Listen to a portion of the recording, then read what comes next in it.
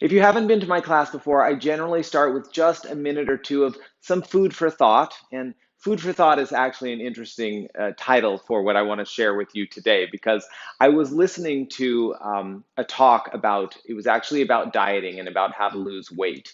Which I know is a subject that's close to many, many people's hearts. And if you're like me, perhaps you've been on the COVID diet for the last 4 months. And so you might be thinking about this subject, or you just might be generally thinking about, well, how do I get into better shape? And oh, it's so hard. And oh, I want to eat this. And I'm so used to eating my dessert every night now, even though I didn't always used to eat dessert every night now, or whatever it may be.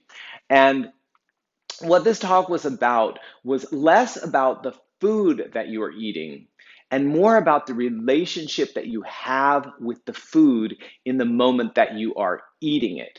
And it was about not being at, the word is cross currents with what you're eating. In other words, oh, I really want this dessert. Oh, but I'm going to feel horrible afterwards. Oh, but I want it. Oh, but I'm going to feel horrible. Oh, I want it. Lifetime on the lips, or what is it? Life moment on the lips, lifetime on the hips, and kind of being in a perpetual state of conflict about what you're doing. And so the piece of advice was make friends with your food.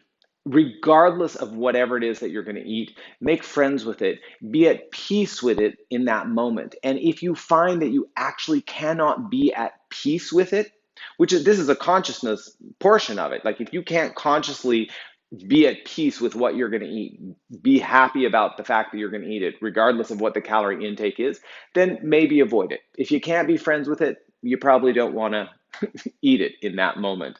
But then I thought, what if we extend this concept of making friends with things and getting rid of cross currents across the board in our life, all the things that we're doing, but we have conflicting energy when we're doing it.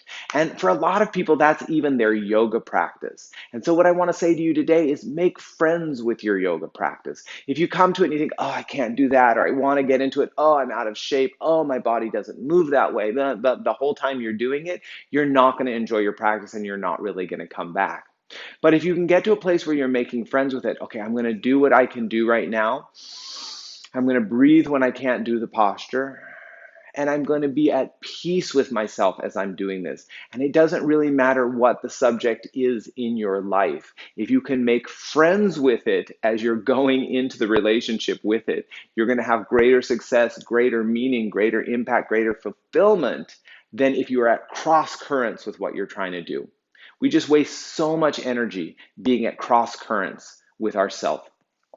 So let's use our practice today to really make friends with what we're doing, make friends with who we are, regardless of what your shape is, your size is, your age is.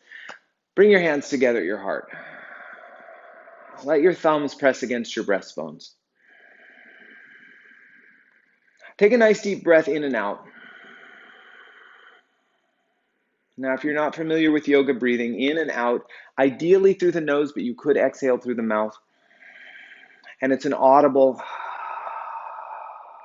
foggy sound. Do 3 breaths for me and just make peace, make friends with your breathing.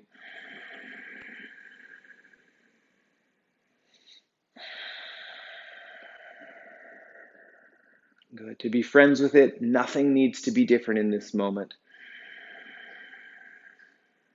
other than letting go of your resistance. Here we go. Take a nice deep breath in.